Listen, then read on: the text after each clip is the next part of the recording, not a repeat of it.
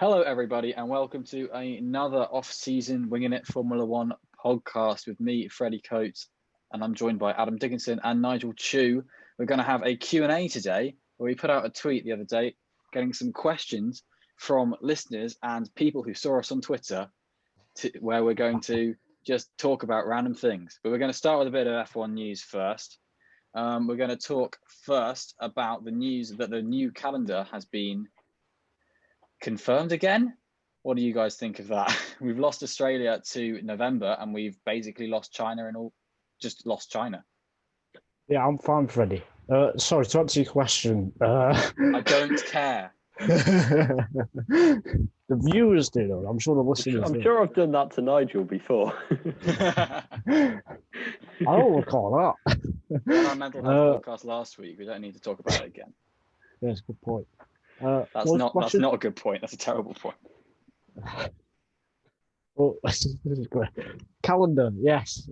Calendar. I think it's good just to have races, to be honest. I think it was unrealistic to, think Australia was even going to happen. Same with China, because they're both being very strict, rightly so, with international sports.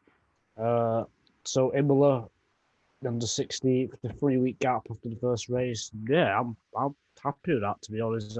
As long as there's a race, in April, March, I'm fine with it. I'm not complaining where it is or when it is or anything.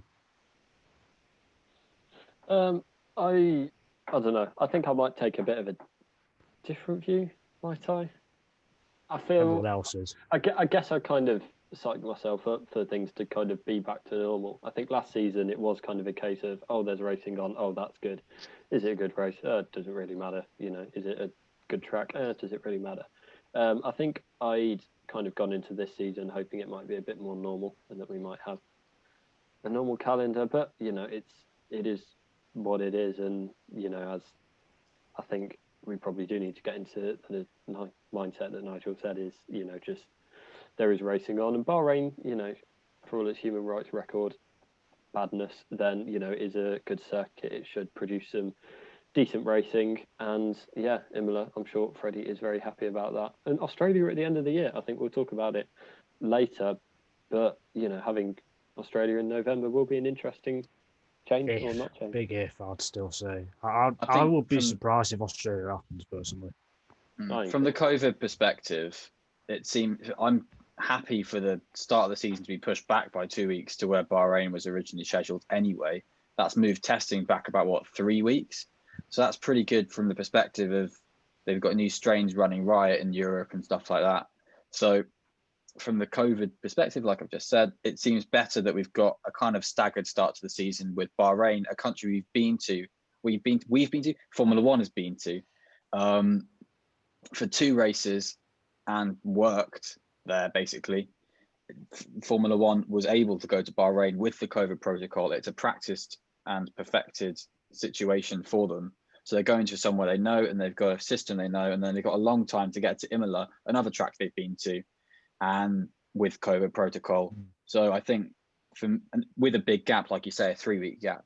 So there is time for it all to restart again. And it's not that, obviously the end of the season is going to be 3 triple headers flying around the world, which is definitely what you were talking about, Nigel, with the optimism.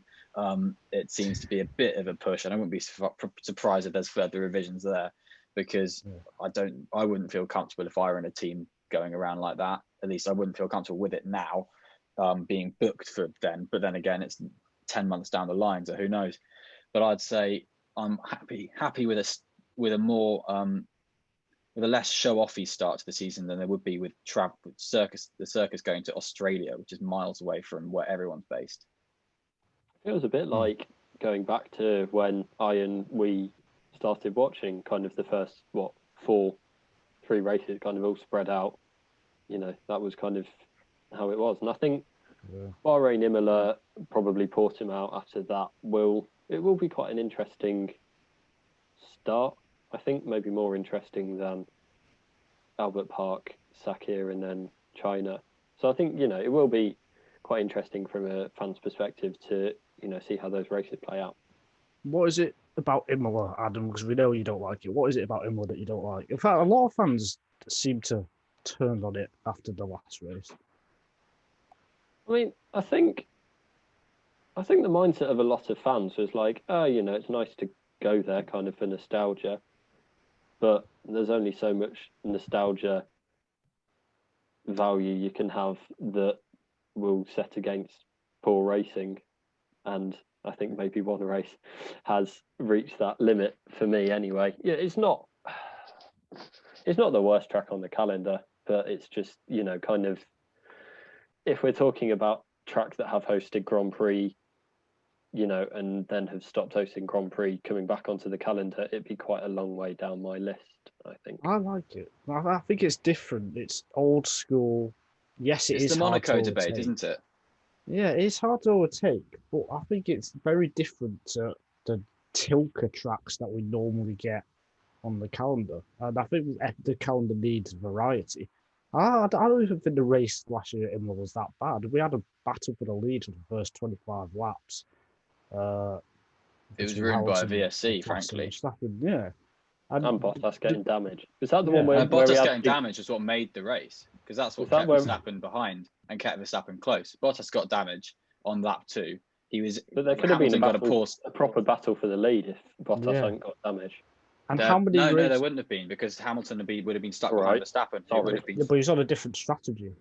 Yeah, Hamilton. into that. Hamilton was behind Verstappen and was faster than Verstappen, but Verstappen was able to keep up with Bottas because of Bottas damage, which then when Hamilton went off to go and do his different strategy, Verstappen was able to keep with Bottas because of Bottas's damage. Without that, then it would have been a Mercedes 1-2 to the flag. Yes, have but had a Mercedes battle. might have battled each other. Yeah, Might have done, no yeah. one, Still no on one different complains about strategies. 2014 Bahrain because it was a Mercedes 1-2. Like, yeah, No. it's a great race. And I would say, how many races last year did we have a lead battle? That was what. That's what made me think, last year wasn't as good as 2019, for example. But Imola was one of those races, at least for the first 25 laps. Yeah, So, exactly. I'm quite happy If to see it Hamilton on hadn't been able to take the lead under the VSC, Verstappen would have been leading that race for with 10 laps to go, and then he got his puncture. So then it would have been considered kind of a crazy race, I'd say. Yeah. If Verstappen had got his puncture in the lead, I'd say. Anyway, but Adam's point still Lots stands. of The race races was could have made been, by the lead car not being able to go at its full speed, and I think there's more of a risk if there wasn't damage to Bottas that it would have been a walkover for Mercedes than the race that it was with Verstappen being able to challenge, in my opinion.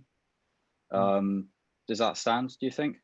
Because you could have had the Mercedes fighting, but you could have had that at any track, and a lot of the time you didn't. I don't think you could, because there weren't many tracks that Bottas took pole and or led from the first lap. So I think that's the ingredients you need to have a Mercedes battle for the lead, is you need Bottas to be in front and Hamilton chasing after him, and that only happened at a few tracks. And when it happened at Russia, Hamilton was at the back of the grid, so we couldn't do anything.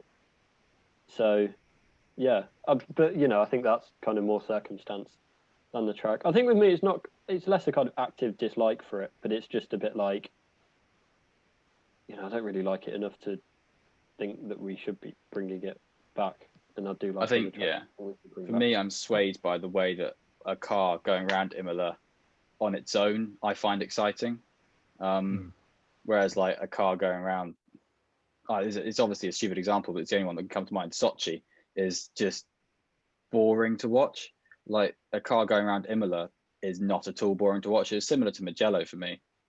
And I kind of think, out of all the tracks last year to come back, if there was one to fill this gap, I would have preferred it to be Mugello, because I thought that suited a modern race a bit better. But if Imola's here with intentions to stay on longer, I would be interested in 2022. It's 2020. It's just we've got these big bulky cars at the moment. I'll be more interested with cars designed to race. Yeah, I think. Oh, go on, No, Adam. go ahead. I was just going to say, it wouldn't be a surprise. It wouldn't be a surprise if some of the replacement races from last year came in this year as well. Because, Monaco, Canada, Azerbaijan, they're all, like right now, they're all up in the air. But obviously things could and hopefully will get better. I think I do think having Imola in the second race of the season will, just in kind of, there's more optimism there. It feels more wide open, even if it isn't. So I think that will kind of be something. And if you do get a surprise result, it's not like it happens at Abu Dhabi where it's like, oh, the championship was decided like 10 races ago or whatever. So it will be, I think that kind of will help it ingratiate itself. Yeah, it's something that it gets a second chance, really, which I think, like you say, Nigel, a lot of people did turn on it. So a second People chance have short-term minds. That's the problem these days. If it's not Hockenheim 2019. If people had that short-term minds, then they wouldn't have wanted it back in the first place. Well, that's they would have wanted. A good point. Maybe because people just jumped on the bandwagon instead. It happens in F1 especially. Anyway, there's another good bit of news. I say good bit of news. It's not that good for some people, but Renault team boss is not Cyril Abiteboul, is not going to be the Alpine team boss.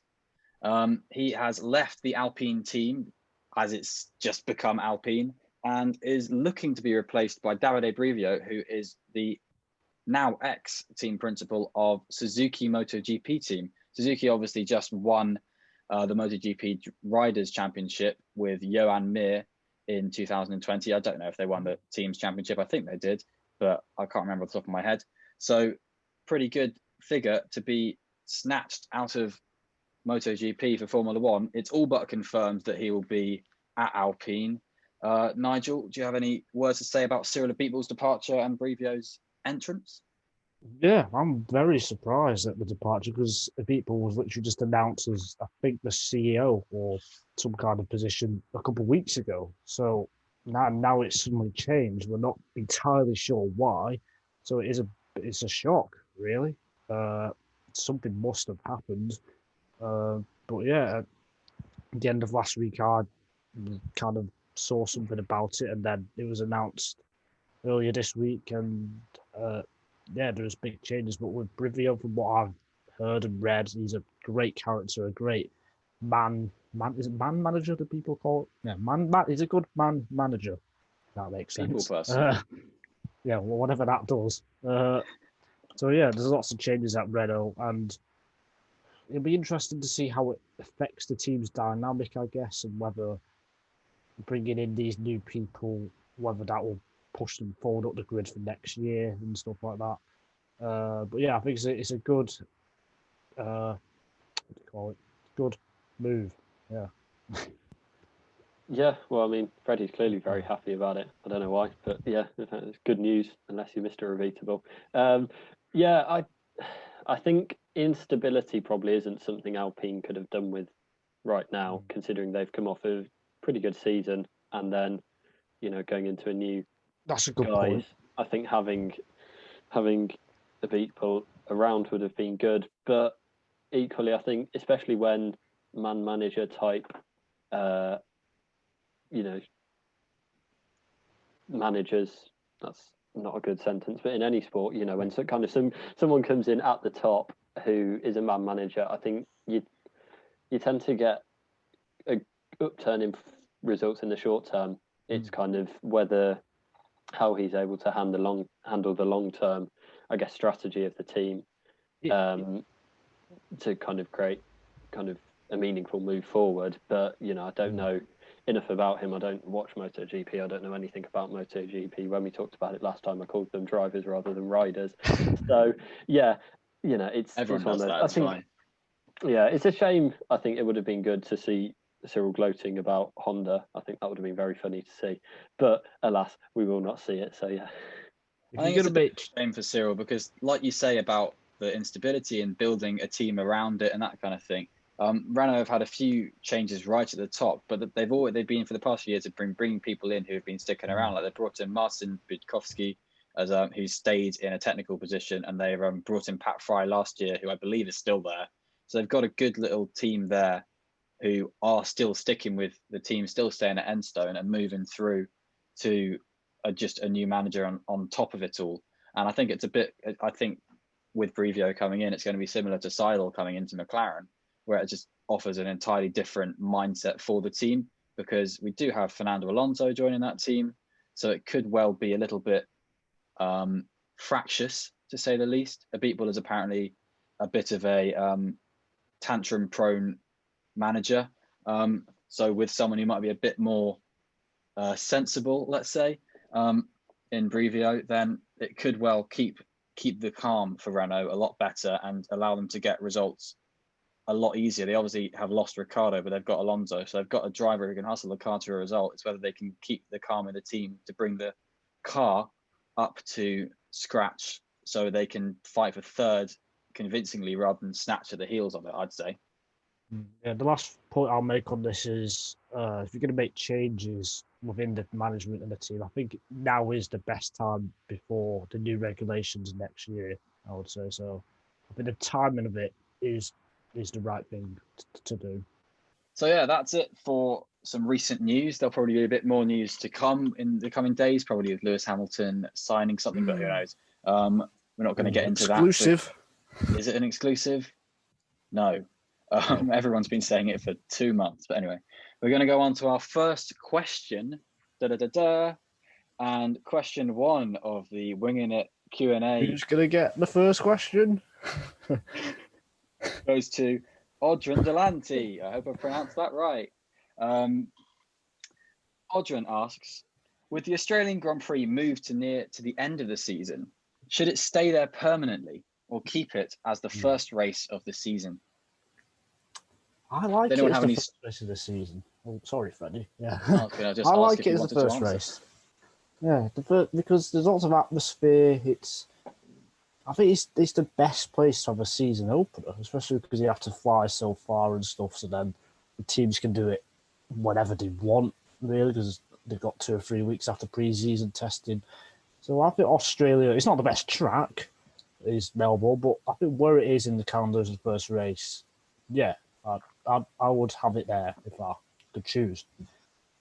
Yeah, I think it's kind of the easiest one. I think it's better as a first race than Bahrain or China, which I guess would be the kind of alternatives. So if you're not having it and you don't want either of those, you've got to kind of then take bits off the rest of the calendar, which, might be interesting. Like, I don't know, Suzuka to start with or something, but that's kind of then changing, that has knock-on effects on other races. So I think it'll be interesting to see how Bahrain goes, though, this season, because I guess we're all used to Australia. And, yeah, I do like it as a track and I do like it as a season opener. But, personally, it's all kind of I've known. It's nearly always been the opening race while I've been watching. So I think I will be interested to see how Bahrain does. And after that, then I might have a different opinion. But we'll have to see. And there's only a couple of times that I can remember Bahrain being the opener. That was, I think, 2006 and 2010. Oh, the 2010. Oh, yeah. So Austria opened the season. Oh, well. Oh, and Austria, this one. It was very good, actually, but it probably was right. Yeah, once they all started to have their failures. I think, I agree with what you're saying. Australia feels like a really cool country to start at. And it really feels, for us at least, it's definitely got that big atmosphere of Formula One's back, and everyone's loving it. It feels a bit flat if you go to Bahrain, which is a race that's got about 2 fans anyway, when at the race. Whereas you go to Australia and you've got a city full of people all falling onto the race to start the race, and there's something about the first race, waking up at 6 a.m. to watch it, and so, that is kind of nostalgic for me. I mean, I know that some older listeners will say that it's nostalgic having Australia as the finale, as it was with Adelaide before it moved to Melbourne in 1996, when it was in the end of the season. Then they'd have the Japan Suzuka to Adelaide sort of fly out for the teams, and then they'd finish the season in Australia, which is also a cool place to finish the season. But I think just the Melbourne track isn't quite suited to in the same way with Abu Dhabi. They're both suited for the atmosphere and less so much for the racing. And I think if you're going to have a finale track, I'd rather have it as a racing track like a Brazil or a Kota. Yeah. Than it's not an Abu Dhabi question, but yeah, it comes into Melbourne because it's a harder track to race at as well. So that's where I sit with that.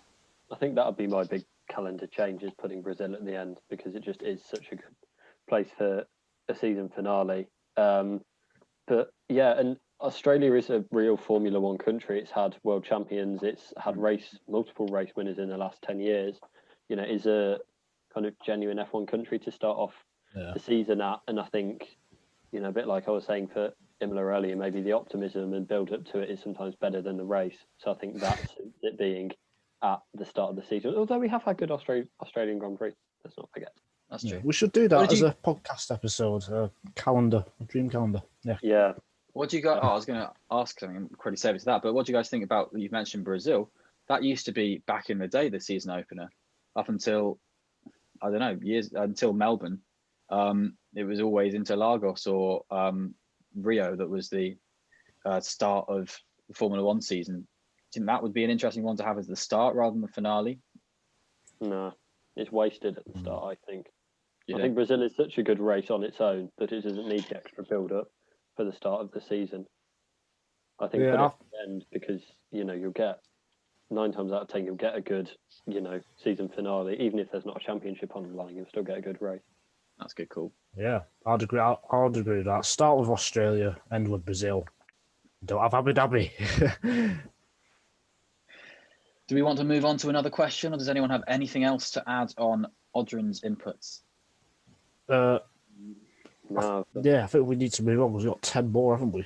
So yeah, we've got quite a few actual fans for once. Your question. A very good question as well. Topical. Okay, I'll move on. So, William Holmes asks, I feel like I may know them already, but your favourite championship outside of the F1, 2 or 3 bubble? Well, if he already knows, we don't have to answer it. So, no, Angel. For me, it's probably... See, for me, it just changes every week. I'll probably have to say World Rallycross Championship, but sometimes it's Formula E, sometimes it's F1, sometimes it's F2. But if I had to say, I'd say World RX for me. Yeah, for me, it's Formula E. I've got a really a little relationship with Formula E over the past few years. Cheeky text and all that, no, not that kind of thing. But I just really enjoy watching Formula E. I always get really excited for it. I quite like the modesty of it. It's quite humble as a series. I don't know why, if that makes sense, but like you get sometimes with Formula One that it can be a bit Formula One moves mountains, and Formula E is just a bit more understated. And I quite like that, even though it means nothing to anyone else as a point. But I just got a soft spot for Formula E. See, I think I'm an F1 fan more than a racing fan, as both of you kind of are. So, as Freddie already suggested or replied to the tweet, the Six Nations Championship would be up there, or the championship with the Mighty Preston North End in.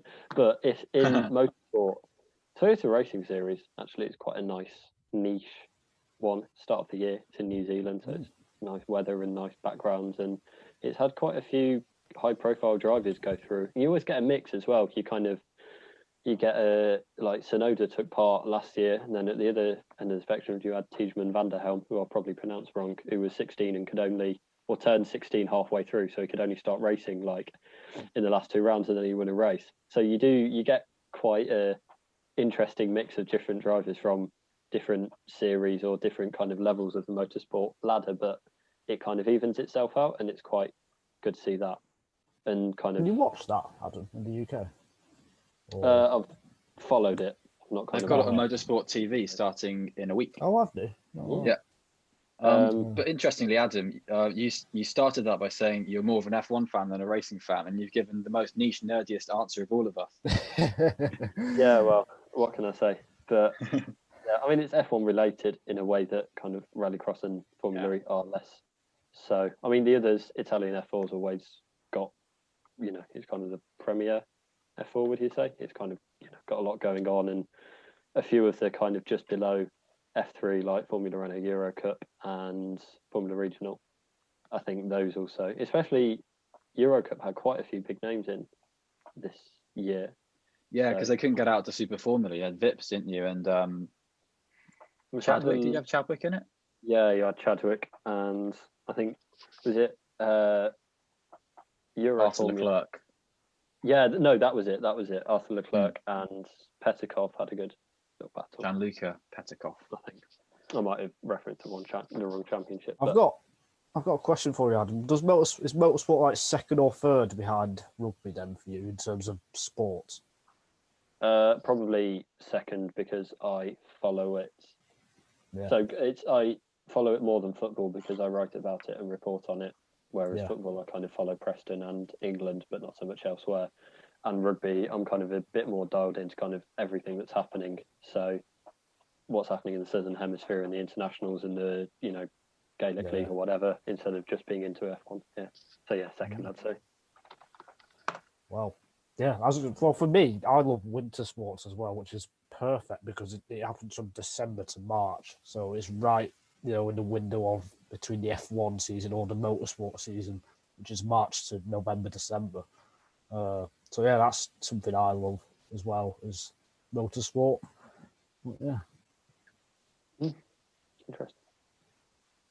It's my turn to ask a question. So that's why there was a pause there. So that was really awkward for half a second there. I don't have anything to add on rugby. So. One of my mates, Oliver Johnson, has asked, "What is the best racing video game?" Yeah. Now you two play more video games than me, so yes. Yeah. Yeah. I mean, I kind of play them less as kind of personal development or with the aim of getting better so much. For me, it's just kind of about enjoyment. But yeah, I mean, the two I do is the F1. So I've got 2018 and 2020 and Project Cars 2. And I do quite like playing with Freddie and Will, who came up in the previous question. So he's got two mentions this podcast. Kind of lucky guy. I'm not very good. So we just, on the Project Cars, we just do Daytona Roval in various cars. And I enjoy that. So does Rocket League count? Yes, Rocket League definitely counts. Cars, isn't it? Yeah. I'd say that. That's a class game, Rocket League. I only played it once. It's like combining football and car racing. Perfect. Great game. Yeah. As if Top Gear thought of it 10 years before. Yeah. So I'm going to say Rocket League. I'm in the same rock and hard place as Adam. I think when I'm playing on my own, it's F1. F1 game 2020. The career mode with that is really good. I really enjoy the new My Team function they've had this year, where you can sign a teammate and stuff like that. But when it's playing with mates, it will be Project Cars 2 because of what Adam said. We go onto an oval. We just basically don't really tune the cars. We get a random car. We've been doing 1969 Chevrolet Camaro vintage NASCAR that are just completely bonkers. And you just sit there and you don't know what you're doing. You're flat out for the whole 10 minutes that the race is, and you're always side by side. And I think with all the games, you can make them enjoyable for yourself, really. Like with Project Cars, you can go on there on your own. GT Sport, you can go on there on your own and drive the cars, and that's really fun. But for the actual racing, if you're for racing against mates, because you've got the because for at least for us for Project Cars 2, you can just go onto an oval and just bomb around a bit and have some. I think what the race finish we had yesterday was within 1,000th of a second. So bloody hell. And that's common. It's rare for it to be over a 10th, the race finish. Yeah. So for us, I think if I recommend if people have got mates and you play Project Cars 2, do that. It's amazing fun. It's also quite cheap, especially now there's another one come out. It's like kind of, I think like £7 or £15. I can't remember which, but I recommend it. It's good value, and apparently a third one comes out and isn't very good. But yeah, the issue with that is Project Cars 3 is really bad, so everyone's still buying Project Cars 2. Yeah, but I would recommend it. I used to play a lot of Forza Motorsport, like Forza Motorsport 4 and 5 and stuff. That was ages ago though. But Forza has Forza probably has the top spot when it comes to variety of cars on the game. Horizon and stuff. Oh, sorry, Motorsport. Yeah, that's a good point. Yeah. And Forza's easier to mod than you can't mod a PlayStation game, for instance, but Forza you can do a bit more too. You can actually upload and download liveries and stuff, I think, at least the Motorsport Forzas. That's right. Which is quite cool. and you can get like a Lotus F1 car and stuff like that, which like a modern one, which is quite funky. I enjoyed watching videos on that, but I've always had a PlayStation, so I've never wanted to get an Xbox, which I think is a good decision. Risk of starting that debate with Nigel. Going to move on to our fourth question, which is from Amy, who has asked, how well will Daniel Ricciardo do in 2021? And I will mention this because Adam brought it up before the podcast, so he's actually forgotten he's gone to McLaren. I had as well. I was just thinking about, it depends how well Renault do this year. I completely forgotten as Alpine. Yeah, Alpine, goodness sake. we need to get this first race underway to figure out what to say. But anyway, Nigel, save us by telling us how Daniel Ricciardo is going to do in 2021. I think with the Mercedes engine in the back of the McLaren, I think they should be strong. I think he'll do better in terms of position in the championship compared to last year. I would say that's interesting to expect a few podiums, a bit like how McLaren got a couple of podiums last year, but they're not going to be anywhere near Red Bull and Mercedes. I think those will be the top two, as we'll talk about later. But I think with Ricciardo, for me, he's one of the top 5 drivers on the grid, and he's probably in the peak of his career.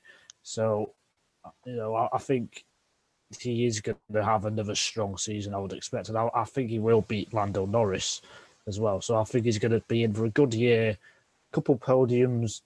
It all just depends on the car, really, with the floor changes and stuff. But the Mercedes engine should help McLaren, I would think. I think he might have a better year, but it won't look a better year, because I think Red Bull having that stronger second driver, that will take away opportunities for all of the midfield teams to get on that podium, get their moment in the sun. So he might end up with less points than last year. I imagine he'll end up with less podiums than last year. But I think, he will come and he should do well against Norris. I think it will be close, but I just think he'll have less bad races than Norris. And that'll be what will seal it. And, it'll put him and the team in a good position going forward into 2022. And I just think having Norris and him in the same team will be very good as well. I'm looking forward to that off track as much as on track. I can't see him being beaten by Lando over the season. I can see him having a few races where Lando is the lead car, and he had that with Sainz as well. Even though Sainz obviously had a handle at some points, Norris was able just to perform at a really high level as well. So I think it's going to be interesting to see that. Ricciardo can come into a team with differences to what he's driven before, from Red Bull to Renault, and still beat the incumbent there in what he did to Hulkenberg. I think by the time they got to Canada or something, it was 6-1 in qualifying to Ricciardo anyway. So it doesn't really matter how soon Ricciardo gets onto the car. I reckon he will still be on the pace with Norris at the start of the season, even with a day and a half in the car of testing per driver, with 3 days of testing this year. I think I'm gonna have to basically just echo what Adam said, that the competition is probably going to be tougher at the higher end of the field, and it's probably going to be quite hard to equal 5th in the championship. But I wouldn't be surprised if Daniel does. And he was 5th last year. He was 5th in the championship. So when you said he was better his championship position, and you thought he was going to, I don't know, is he going to win it? So Nigel said that Ricciardo's going to win the championship. Nigel said he's going to outperform either one of the Red Bull or one of the Mercedes drivers. I don't think he will do that. I think the only thing I would add is if he doesn't get off to the best start and he's kind of behind Renault and Alonso, Alpine and Alonso, in the early part of the season, I think it will be interesting to see how that goes, because that will kind of play on him a bit like it did when he joined Renault and they weren't performing, at least to start with.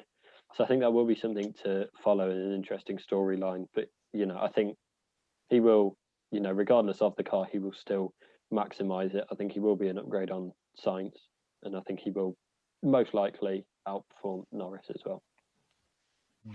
I'll be quite excited to see how much he outperforms Norris, whether it is really close and whether it's been what it's been with Sainz, where Norris has been, the qualifying battle has gone down to the final race, that kind of thing. I think that would be quite interesting if it's similar with Ricciardo and Norris, because if it's a complete whitewash, that says a lot about Ricciardo in what we've seen with him against Ocon. Obviously, there's a caveat with Ocon having a year out and so on. So we've got at his best form ever driver in Ricciardo going to probably the best form we've ever seen of Norris going head to head. So I think that's going to be where a lot of eyes will be drawn in Bahrain immediately. I think moving on, a good segue from that is Charlie Louise's question, which is top 3 Constructors' Championship predictions for 2021. And we've all, I think, just said we think Red Bull and Mercedes are going to be the top 2. So it is all about that third spot. Is it going to be Aston Martin kicking on? I don't think so. Or is it going to be McLaren or Alpine? Which one of Ricciardo's teams? Ferrari. Yeah. Well, see, that's interesting. Do you think there's a case for Ferrari? I think there's a case for Ferrari to be about 4th or 5th and to be in the fight for 3rd, but I don't think they'll quite get it because obviously they're not quite as slick as the midfield teams at being in the midfield. I think they've got the best driver lineup out of those. I think they've got the best driver lineup on the grid. Ooh. Personally. Ooh. Nah, that's my opinion. I think Mercedes is the best, and probably Red Bull is the second. Mercedes 4th. Red Bull is good. I think they're all 3 very good driver lineups. Hamilton's the best driver on the grid, and we've not answered the question here. We shouldn't get into this. No, but it's interesting. I don't know. I think Hamilton's the best driver on the grid, and Bottas is the best number 2 driver on the grid. So for me, they have their best. But Nigel, who will be 3rd in the Constructors' Championship? So I'm going to go for McLaren. I think McLaren it'll be close, but I think McLaren will edge it. I'm going to say Alpine to be different because I was thinking McLaren, but I think Alonso's really good. I think I'm going to go with Dickinson. McLaren just because they've kind of got the most. Alonso and Ocon is, as much as it's got a lot of potential, it is still quite an untested driver pairing in that, you've got Ocon who was, clearly a, distance behind Ricciardo, and, compared to Norris, I think he's a decent step back, or I think Norris is a decent step forward in terms of teammates. And then you've got Alonso who, I think we all expect to perform, but we don't know for certain. And, when the cars are so close, it sounds an obvious thing to say, but the driver pairings do make a massive difference. Oh, yeah, as proved last year. Yeah. With Racing Point. Yeah. I do think Ocon has had a bit of a change of fortune since like Monza, where he had his kind of rant with his team on the radio at the end because they probably thought, oh, we should have won the race but didn't, which is the same for pretty much everyone on the grid. But anyway, Ocon seemed to have a sort of turning point, and particularly in qualifying, got closer to Ricciardo from then on. And at the end of the season was, you couldn't really actually, to be fair, they were alongside each other in qualifying pace at the end of the year. His race pace for Ricciardo was unreal, as it always has been with his tyres and his feel of the car. But Ocon is closer on raw pace than I think a lot of people are thinking, because for half of the season he was not very good, but he's back there now, I'd say. Can either of you make the case for either Aston Martin or Ferrari?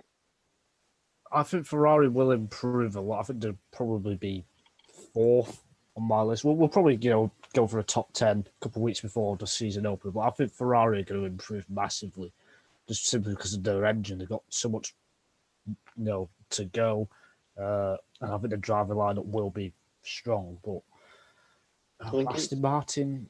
My case for Aston Martin would be what we've said about our driver lineups. I think Stroll is sporadic at best. He's unreal and also not in so many ways, which is such a shame for him, because if he could always be unreal, that would be fantastic, because he got a pole position on merit and everything. So that's the same for every driver, though. Yeah, if he was always really good, it would be amazing. Which brings me on to Sebastian. If Giovinazzi was really good, then he'd be really good.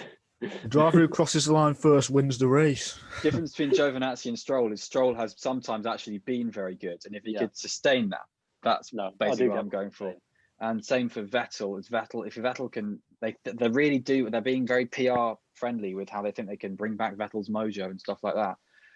Oh, I don't have faith. I don't have faith. I want to have faith. I'm a Vettel stan. I'm a fan. I really like him. I think he's a great guy, and I'm really happy he got 4 championships. But I don't have the faith in Vettel and Stroll as a driver lineup. Yeah, I think Ferrari. But I can't make the case for Aston Martin.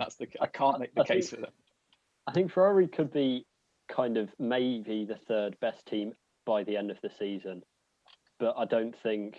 I think they'd only get to that point kind of with 3/4 gone or 2/3 gone. I don't think, they'll be in the battle from the start. And, even then it is a maybe. And like you say, with Aston Martin, it's like Vettel could be good and Lance Stroll could be good. There's not too long odds on that happening, but I think the chances of them both coming good in a way that they can match, Ricciardo and Norris say, is, I think, pretty slim. I'd say. I think what you say about Ferrari will really depend on development as well, because we've got 2022 new regulations, and there's different wind tunnel times for the team now, but they've only got so much, obviously, with limits on that and limits on the cost cap, obviously being introduced as of a couple of weeks ago. So it will be really interesting, because I think Ferrari might actually flounder now because of the mindset of Ferrari has always been throw money at it and something will turn good, whereas you've got the fiscal teams and of Aston Martin historically, McLaren recently, and to be fair, Alpine as well has been running at a budget of the budget cap. So those are the teams you'd expect to thrive in the development phase of the season. But Ferrari, they're not going to stay down there for that long. There's no way they're going to be 7th for the next year or 2 years. I mean, the great thing is we can make a case for about 5 different teams who are going to get 3rd, and I think. Well, that's speaking of which, good.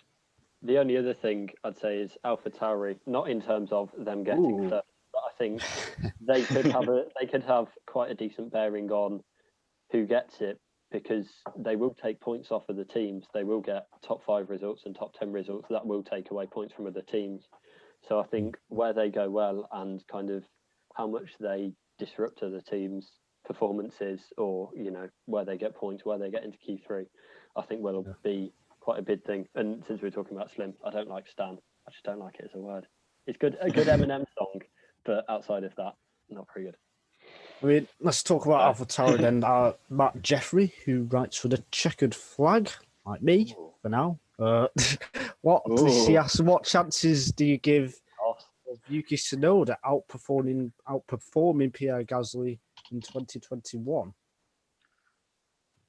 I think you both know I rate Tsunoda very highly. I think he's probably the most exciting driver, since the club. It's not been that long. Russell as well. Yeah. I like Lundgaard. Yeah, I like them all. But yeah, I think Tsunoda is very, very talented, just because of how young he is, how quickly he's got up to speed. With only 2 years of experience in Europe, having only raced in Japan just in 2018 it was, so not that long ago. I think he's a great talent. Will he beat Gasly? No, I think he'll.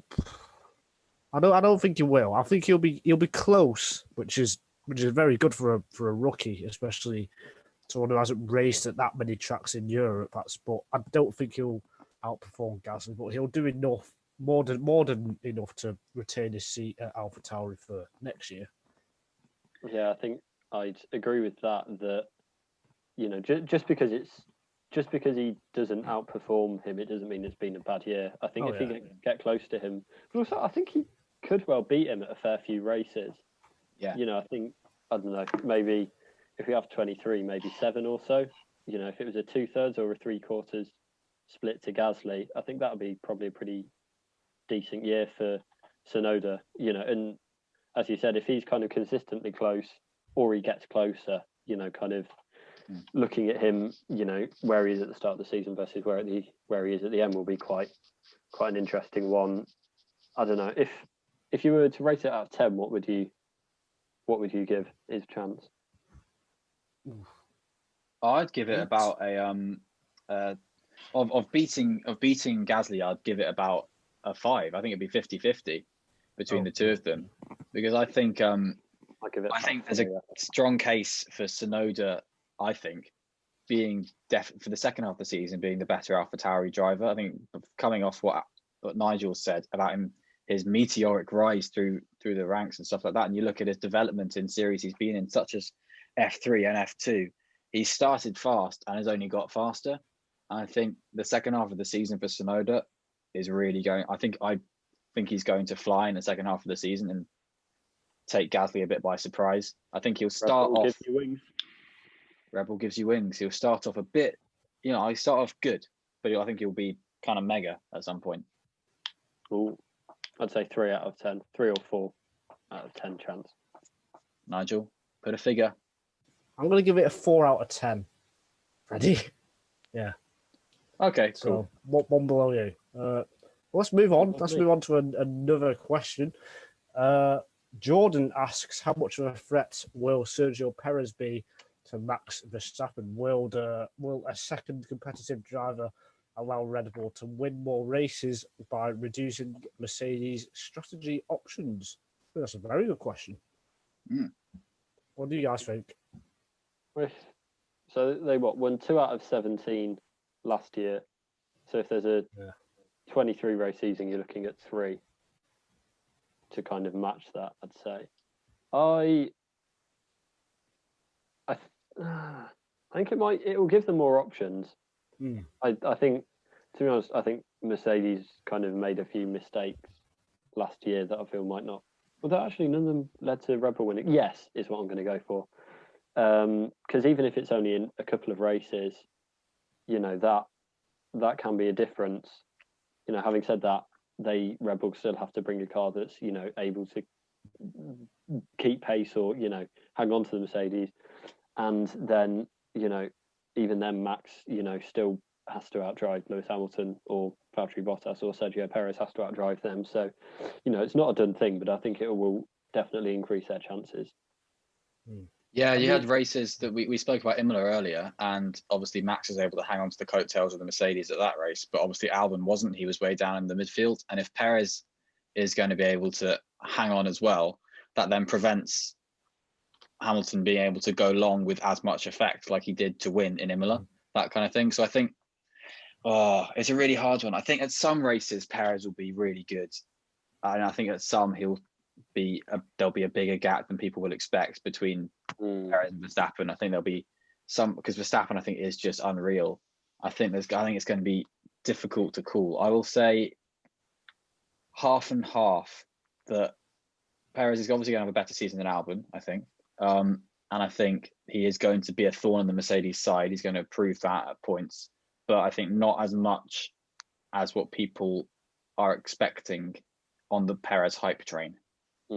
I think, for me, the first part of Jordan's question, how much of a threat will Perez be to Max? I don't see him kind of threatening Max's position much, and I guess it also depends kind of how, I guess, A, how much his contract says, and B, how much he's willing to kind of be the number 2 driver, and kind of, if put his even if he thinks he's in a position for a race win or a very good finish, kind of how much he's willing to put that aside for Max. But I think the other aspect of how it will improve their performance is it will give them a benchmark for Verstappen to compare himself against, and basically double the amount of development data they'll get on the car, or increase it by a decent amount, and I think that will be kind of as important as kind of what happened, within the races themselves.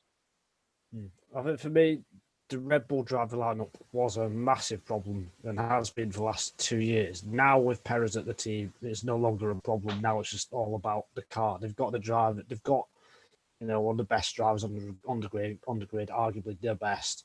And now they have got another brilliant one in Sergio Perez, lots of experience in the team that he can bring as well. Perez's biggest weakness for me is probably qualifying, his 1 lap pace. We saw this against Esteban Ocon. But as long as he's 4th on the grid and is 4th after the first lap, if not better, he will be a threat to Verstappen, I think, because of his pace, because of his race pace and his tyre management. he'll definitely be within the pit window of the Mercedes, whoever's the lead Mercedes which will be a massive help for Red Bull. That's where the game changes. We saw it with when Ricciardo was Verstappen's teammate then, and I think it will be more towards that kind of dynamic, which would be great for the races because it should make it a lot more interesting. So, he'll probably still be 100 points behind by the end of the season behind Verstappen, but I think he will be enough of a threat to get Red Bull more wins, providing that the car is providing that the gap is similar to last year, if not a bit closer, hopefully. Do you guys think he'll stay at Red Bull for 2022? I would think so, yeah. Unless Tsunoda turns out to be a superstar, which was the point I was going to make before, which I think is a possibility. I think. Actually, Freddie, what do you think first? I think Nigel's right. It really depends on the AlphaTauri drivers performing, and if they're performing at a similar good rate to each other, Gasly and Tsunoda, then I think, and Perez is obviously doing a good job as well, then I think keeping it as is for another season, keeping a little bit of calm in their minds is just going to be easier for them. And I think it's more likely that Perez will stay for 2022 than leave Red Bull. I think it depends on Perez's performance because Valtteri Bottas may well become available in 2022. And they're similar drivers to me, though. Well, we'll see. I think I've kind of been calling it for a while now, so I don't want to back out now. But is that go on? No, go on. Finish for a number two position, I think he's the best number two on the grid. I think he's at a level of Barrichello in terms of filling out that role. And if Mercedes want to bring in Russell alongside Hamilton, which I think after Sakir, Bottas' position is very under threat. And if he were to leave, his best option would be Red Bull. If Perez isn't, performing to the level that they expect from him or, need from him, he'd be an upgrade on that, I think. And so I think it'd suit both parties and it gives Tsunoda another season to develop. Or as you say, if Tsunoda does very well, then, it's his seat for the taking. I'd put the Red Bull driver lineup ahead of the Mercedes driver lineup for me. So I'd put Perez ahead of Bottas even. So yeah. By the tiniest amount, they're doing the same level, but so yeah, there's probably not too much difference. But I think we will find out who has got the best number two driver. It is a case of seeing this benchmark for Verstappen, seeing a driver who has been proven for 10 years in Formula One alongside Verstappen in Verstappen's stable, not a driver who we've only seen as a Red Bull driver. So I think that's what's going to be interesting. I think the rumor of Bottas, I think that Adam is so willing to push, could probably become a big one depending on what happens in July and August. I've already tweeted it, so I'm ready to retweet that when it happens. I'm all ready. Have you tweeted the contrary just in case as well? No, but that would be a very good plan. I don't know. Well, maybe I'll we can talk about this on another episode, but I think Bottas's seat is already under threat even before the season just got going. But we can talk. I think this is going to be going on in our conversations probably the next 2 or 3 months, definitely, and probably the majority of the podcast. We can probably do a whole podcast now on 2022 predictions and stuff like that, even though the 2021 grid hasn't been officially confirmed, but we don't need to go into those silly rumours. I think the only thing I'd add on that is what you said about Verstappen being tested. It's also a bit of a barometer for Perez because he's been against Lance Stroll for the last 2 years, and before that he was against Ocon, who outperformed him. So, I think it's also a test for him because he has had the upper hand for a while and it's going into a tougher situation. But leading on from that, talking about teams, Nikki has asked which two drivers would make up your dream team. So I don't know whether this is like current or ever. I guess we can. Ever. Wow. Ever. Which way we want, really. But do any of you want to go first? Do you want to do an all-time and a current? Oh my word. Yeah. Okay. All time. I think for the dream team that I'd most like to watch would be either Hamilton and Verstappen or Leclerc and Verstappen. That's interesting. Yeah. In terms of best at the kind of best one, I don't know. I think I said already. I think as a team principal, Mercedes is the dream partnership. So from that angle, I'll probably go with that. I'll probably go similar to what you said there. I think I'm going to say Leclerc and Hamilton for current drivers. Right. I think that would be. I think as a dynamic, the all-time great against the young, really hungry. I think he's more hungry than Verstappen, Leclerc. I think that's just because Verstappen got a bit impatient. I think Leclerc's still got that kind of. He's only been around 3 seasons opportunity, if that makes sense. I mean, I was trying to just string together a whole trait there, but I think Leclerc and Hamilton. I think Leclerc could push Hamilton. He could get under his skin in a really, really, really fun way to watch, in an Alonso Hamilton way. And I think not that I want to see Hamilton rattled and lose, but I want to see a cool fight between them because I think they're both excellent. I think that'd be really, really good. Any combination between Verstappen, Hamilton, and Leclerc for me, and make a team out of them, those 3 drivers, either way, would be fireworks. It would be brilliant. It's what the sport needs in a way. It will never happen, obviously, but it'll just be so entertaining. No matter if they're at the front or at the back of the grid, it'll just be brilliant. I think if say Leclerc and Verstappen can are in similar machinery, I think even if they're in different teams, I just think them going head to head. I think the thing that might tip it to that for me is that they're both at the start of their careers, so it's a feud that will last for 10 years or so, or could do. Well, yeah, I know Verstappen's been around, but in terms of, he's still a fetus. Yeah, exactly. So I think it's a battle that can go on for a long time. Do you have a historic partnership that you want to throw in? I mean, the obvious one is Hamilton. You can still say Hamilton. Hamilton Schumacher is kind of. I just want to see that what the result would be. I want to see. It's hard, obviously, because then you go into what car are they in and whatever. But who's the team principal?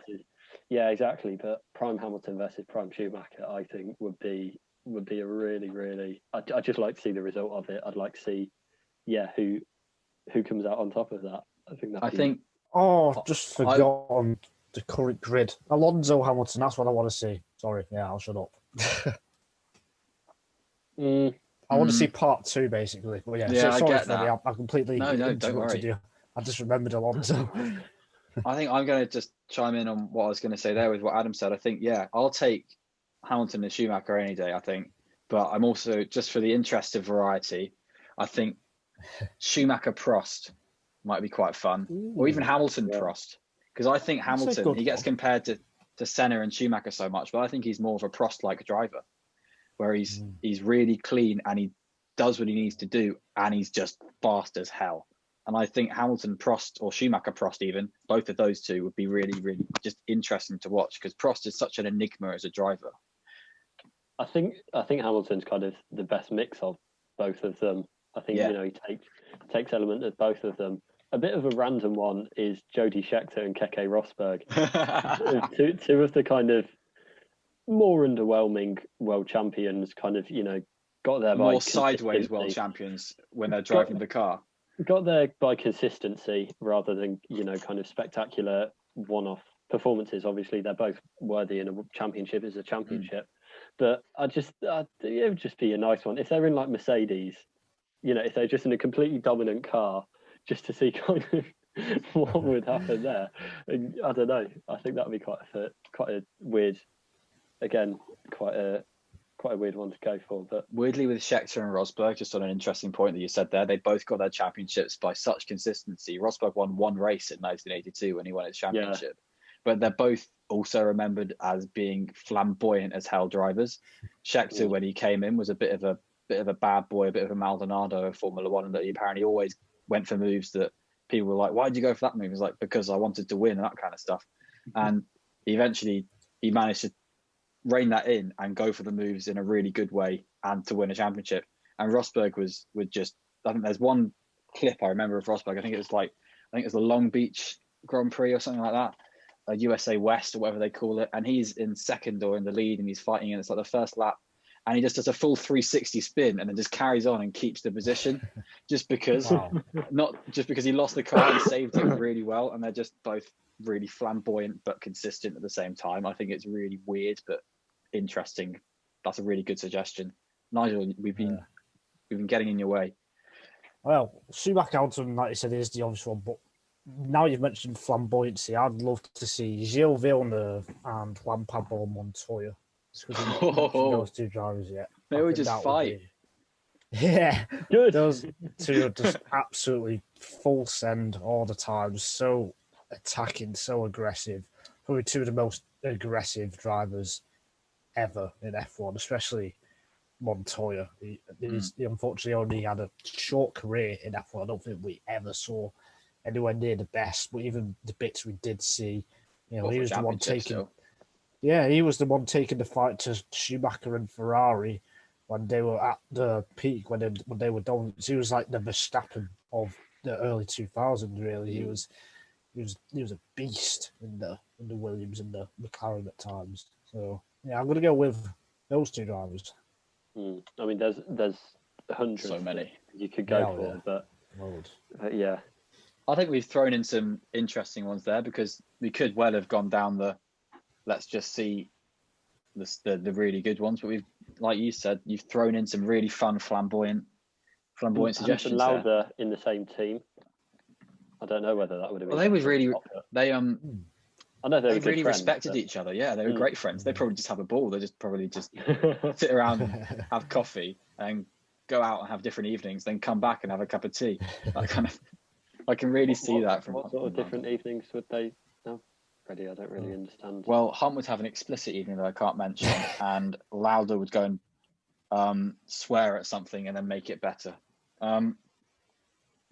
But talking about controversy, we're going to move on to a question from Mo Remen, who is someone who Adam and I work with at lastlap.co.uk. You can check out his WEC writing.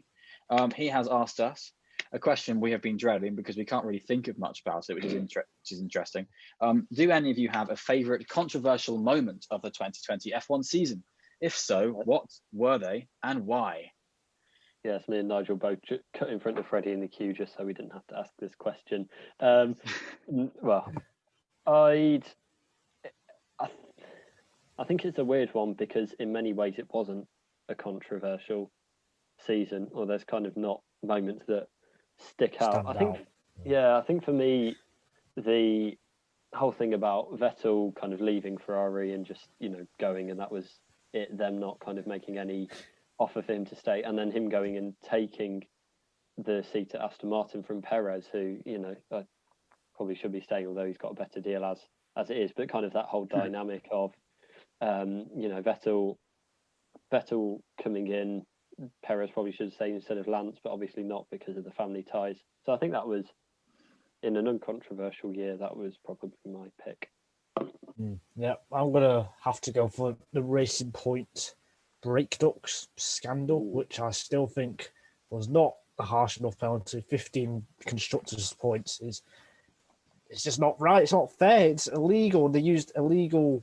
Well, they weren't illegal themselves, but the way they were designed and manufactured was not fair, and I think they got away with it.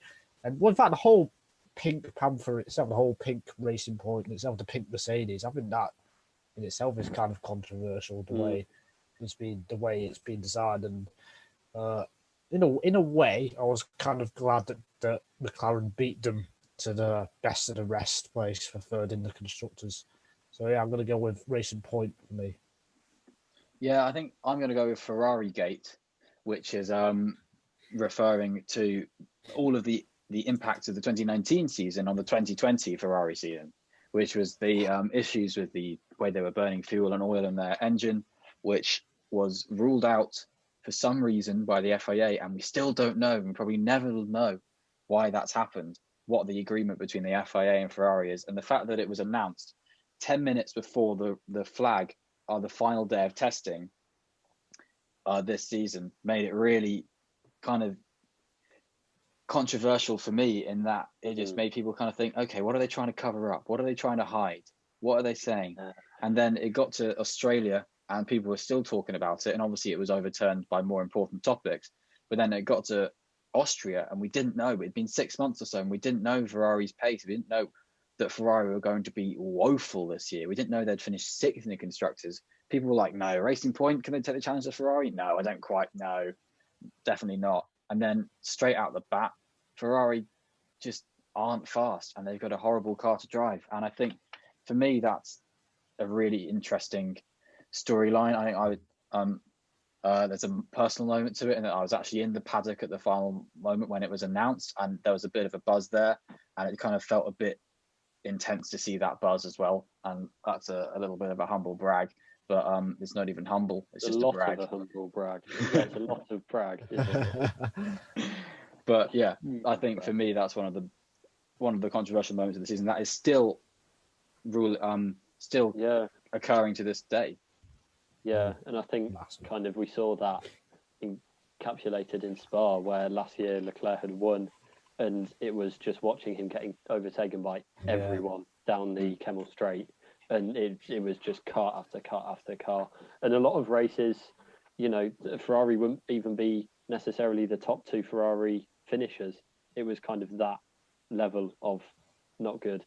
Yeah, I think the other, if we're going to do a trio of Racing Point ones, the other one I'd throw in is Lance Stroll getting COVID, and kind of how hushed up it was. Ooh. Yeah, it wasn't comfortable. That left a very bad taste, in the mouth. It wasn't comfortable. So I think they were going pure controversial. Probably been the most controversial team this year, Racing Point. They've not endeared themselves to many people. They've definitely taken a new stance from favourite underdog they were a couple of years ago as Force India to now just being, you know, kind of the bad boys. They went all out because they knew this Aston Martin branding was coming, which would change, which would make everyone happy again. Yeah, essentially. Oh, it's green! Hooray!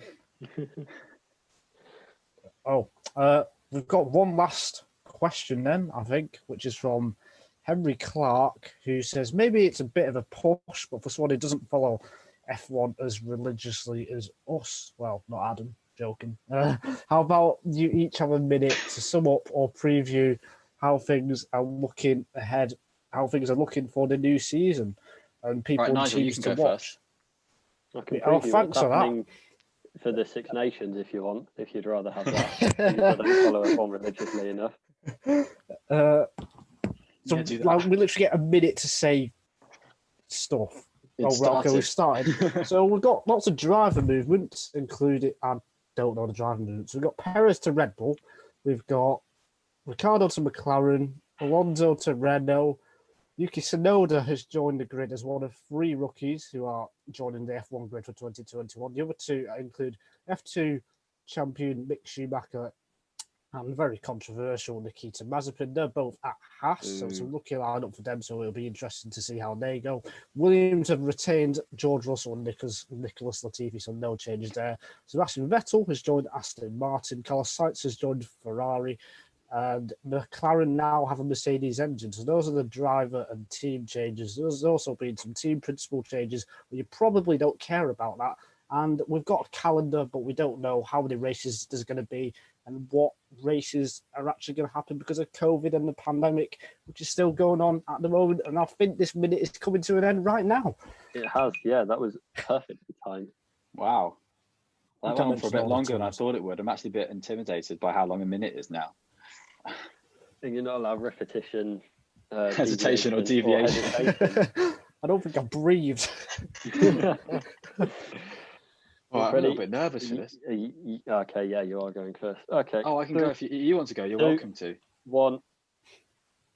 Go. Formula One is entering its 2021 season, and we have got tons to look forward to. You've got Alonso coming back, a 2-time world champion, should be a 7-time world champion if you look at some different races. He is going to be heading the new Alpine team, which means you're going to have some really, really fancy company cars for one of the teams, because I like an Alpine. We have got Ricciardo at McLaren, as Nigel mentioned. He's going to be taking on the youth superstar Lando Norris, who won in Formula 4, won in Formula 3, came second in Formula 2, and is yet to win in Formula 1. Will he beat Daniel Ricciardo to that McLaren crown? We don't know. We have a lot coming ahead in terms of budgety finance stuff, which is not exciting, but is exciting because it sets us up for the future of Formula 1, which means that this development race is going to be incredibly exciting. Who is going to actually get on top of the new financial regulations? Is it going to be the teams that have spent 400 million? No, it will probably be the teams that have only spent 1 million. So, hooray. Sorry. There you go. Well timed. 7-time world champion, Alonso. No, I meant like 4. What if about 40 races have gone differently? I meant probably He's more only like, won about he could have won 7 races. 2012 or 2010. 2010, 2007. So that's 5. Oh yeah, if he joined Mercedes, he would have won the last 7 world. Yeah. He would have been Lewis Hamilton effectively. 15-time world champion Fernando Alonso. 1 second, I'll do it again. Yeah, I mean, I think that's a bit of a stretch. But anyway, I did my best local radio voice. Do you want me to do a timer for you, Adam? If you want. Well, it's Well, starting. so we've got lots of technical regulations, which I'm sure you're going to talk about. 3, 2, 1, go. I'm not going to talk about any technical regulations, but I think what will be similar is Mercedes and Red Bull. Mercedes will be out front. Red Bull will be in the second best team. Verstappen will be kind of around the second or third best driver. And then, you might have a few less random podiums, because I think Perez will sweep a few of those. The similarities is probably going to be the same midfield battle, as we've already discussed. But there are drivers in new teams. How will they bed down? We don't know. How will it affect their careers? Because these things can, ruin or make careers, how drivers do when they go into a new team. And it's not a given that just because you're a good driver in one team, you will be a good driver in the other. Haas, will they make it to the end of the season? Do we want them to make it to the end of the season? I don't know. And how will the rookies do? Who will be the top rookie? Nigel's, I think, backs Tsunoda. How will Mick Schumacher do? The son of a 7-time world champion comes into the grid. I think he'll be the one to watch. And having a big season rather than a small season like last time. Ding, ding, ding. I think I did 59 seconds there, but, You did a very good stall at the beginning by saying you weren't going to talk about technical regulations. It took you about 5 seconds. I mean, there's only like 2 changes that you need to know about, which is new tyres and some floor changes, and that might hurt Mercedes, which might bring Red Bull closer, hopefully, and there might be a championship fight. But we say that every single year, and there hasn't been one for the last 8 years. I think the time I gained by saying I'm not going to talk about technical regulations, I then kind of made about twice that for myself by talking quickly. So if it had been a wider strategy, then I wouldn't have gone for that angle. But it's a very interesting question, and it's interesting to kind of think about that and sum up. And I think the main thing I would say is, watch the battle. If there is a battle for the lead, watch it over the whole race and kind of not lap by lap necessarily. And also look down the grid, I guess, look around who's getting that 10th place, who gets into Q2 and Q3, and, again, who's kind of leading the midfield battle. Yeah, and I think Alonso's return is probably the thing I'm most excited about, because we saw when Michael Schumacher returned after he retired from Ferrari, then joined Mercedes after 4 years out from the sport. He wasn't nowhere near as good as he used to be. I think he was still not bad, but he wasn't great. So it'll be really interesting to see how Alonso goes and whether he is still one of the fastest and best drivers, because when he left the sport, I certainly think, he was probably just behind Hamilton. So whether he's still there right now, we'll have to see. But I hope he is, for his sake and for Alpine's sake as well. Yeah, I think touching on what Adam said about looking at the whole race is that one of the beautiful things about Formula One is that you can look at it from a lap by lap, just glance at it perspective and see the race and know what happens. But you can also you can watch it deeper, and the more you know about it, and the more you look into the race, the more interesting the race gets. That's why you're listening to this podcast. Yeah, we're not. If someone who's at this point of the podcast listening to me say this doesn't know that much about Formula One, then there's probably something wrong. But with who we're getting to listen to it. But anyway, don't say anything you shouldn't say, Nigel. You do that too much. But yeah, Formula One. It's going to be back eventually. We've obviously still got our break, but we've got a few more podcasts coming up. Nigel's obviously alluded to the fact that we can do a whole episode on everything we've spoken about, so we probably will do a whole episode on quite a few things.